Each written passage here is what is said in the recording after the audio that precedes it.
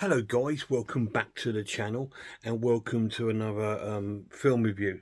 Tonight we're looking at an absolute cult classic from 1962 I believe, and it's called Night of the Eagle. Now this is a British horror film from 1962. Although it's a British horror film, it tends to have like a sort of American sort of horror film sort of feel to it.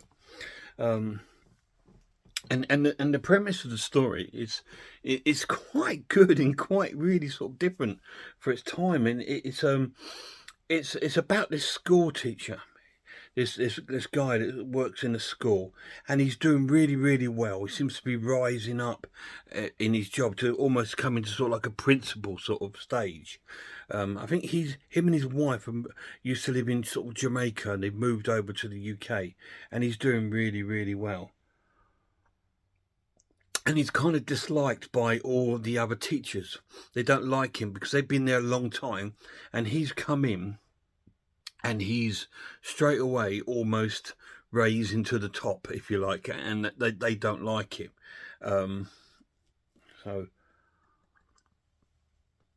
And he lives in his house with his wife, but they're quite sociable with the other teachers. But it's the relationship between this couple and the teachers is strange. I'm sure his name's either Jim or Ray. Let me have a little look, see if it tells me on here. Yeah, the relationship is very fake between the two. Well, mostly from the other teachers. Norman, that's his name, Norman. Professor Norman. Yeah, and they even invites the other teachers round for bridge night. And they come round and play bridge. This just shows how old it is, because that was their entertainment. There's no sort of TVs or stuff like that. Let's play bridge. And so they come round and play bridge, and there's some weird conversations going on, and there's like little bits of sort of like sarcastic sort of conversations going on in this evening. Because like I said, these other teachers are not over keen on him because he's doing quite well. And it all turns out his wife is practicing witchcraft, and she's putting sort of casts and spells on him to do well.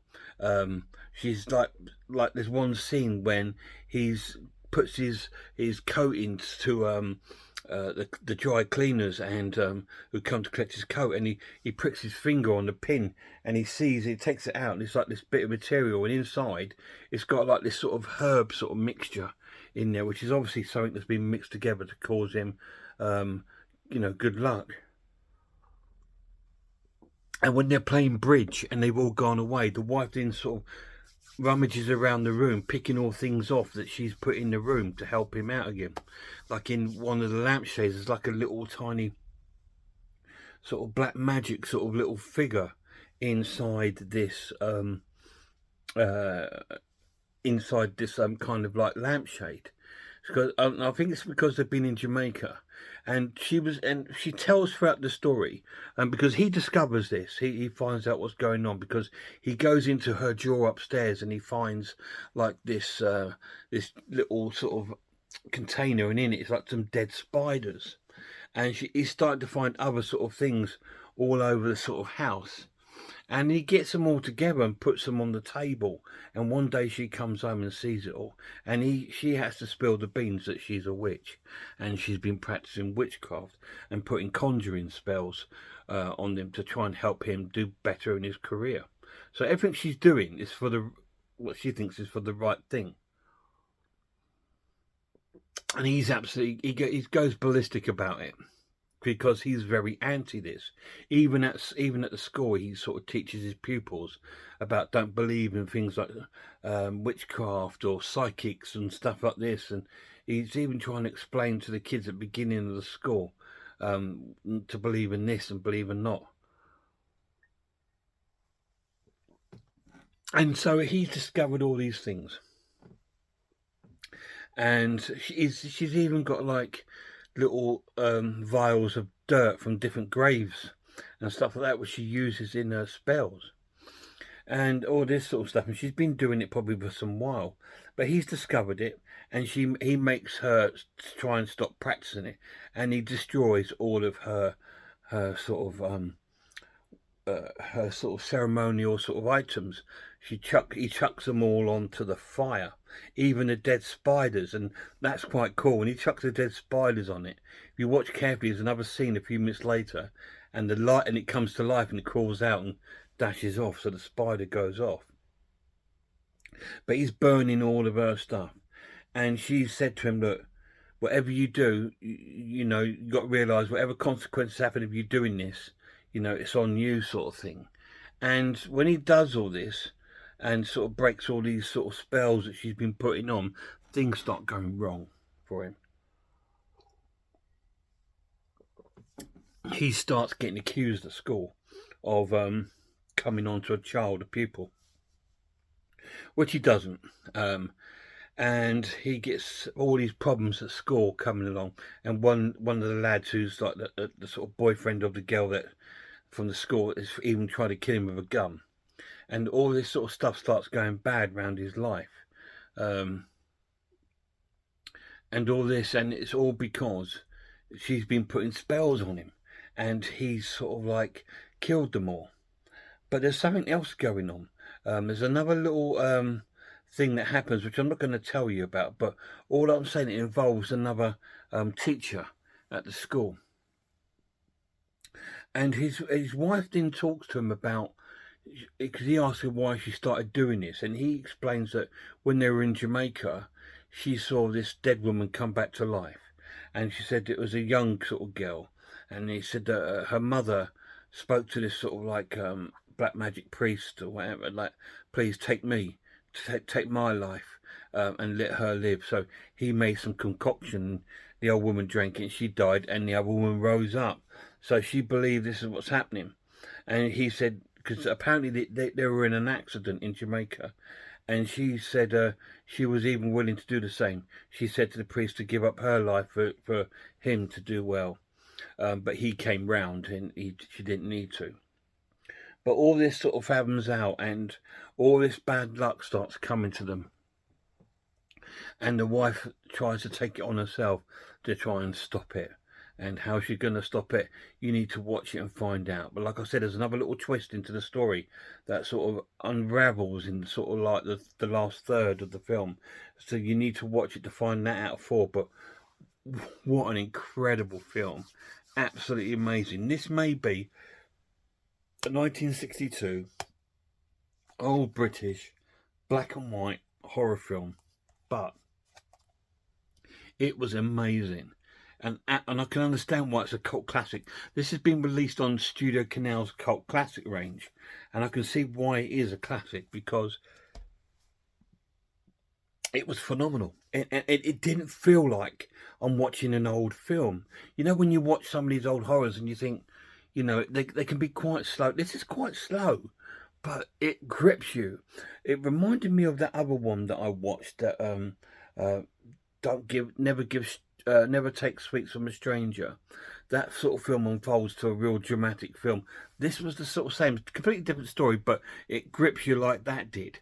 And it's a really cool horror film. And I was just thinking, my goodness, you know, and it even had some sort of like special effects in there, which you could see happening, but they were really cool. There's one scene in the score, because the score has got huge statues of eagles on there, but one of the statues comes to life, and it's like a huge, massive eagle starts trying to attack Norman, and all this sort of thing. I said all these bad things start happening, and he tries to chase his wife, because his wife goes off, and he ends up being in a car accident, and all these sort of things going on, and it just shows that these spells were working. And it was really, really freaky, amazing film, and I absolutely adored it. I'm going to score this film an essential watch and give it a 10 out of 10. That's how good it was to me. It might not be everyone's cup of tea, but I love witchcraft films, as you know, and this was a really cool take on it. with some twists and turns within it, and you really feel for the characters. You really like them. You like Norman. You like his wife, and you really feel for him because she's trying to do what's best for him, but that's going against what he sort of believes in, and all this sort of thing. But and ultimately gets to the point where it nearly destroys the family and kills them. And it's a real sort of like edge of the seat last 20 minutes of the film. It's fantastic. It's an amazing horror film. The pluses of this edition, it looks amazing. It looks really cool. And it comes with a slipcase. It comes with some art cards, which is really cool. They've all got Night of the Eagle written on it. And it comes with some really cool sort of art cards. Now, I believe in America, this came under the title as Burn Witch Burn. But I actually prefer the title Night of the Eagle. I think it's more apt. Burn Witch Burn is obvious. And I think, no, don't have an obvious title. Have something that's different. And it works really well. Such a cool edition. It's really well acted.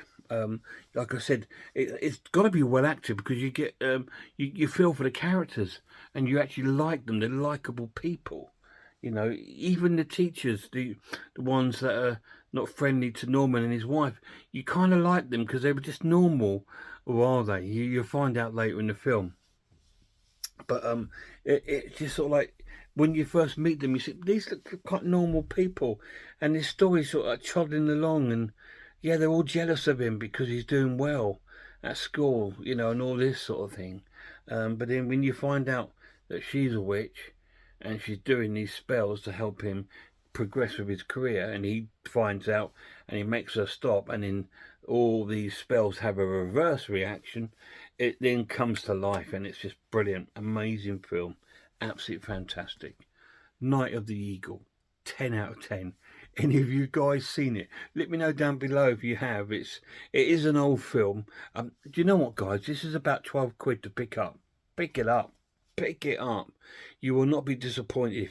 If you're collecting horror films, this has to be in your collection. To me, it's a cult classic, and I think it deserves more attention than what it's probably had.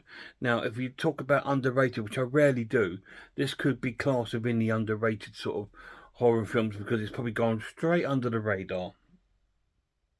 And it's been missed, and I just think it's absolutely wonderful film. Really cool. Guys, thank you so much for coming into the channel. Please go and check out some other channels for me. Check out Horror Hands, The Horror Geek, Man v Film, RS Designs, Pizzlewell. I'm Ice Lord Cat Watches Horror Movies, and Grumpy Andrew's Haunted House. Till next time, look after yourselves, look after one another, and I really hope I'll see you all soon.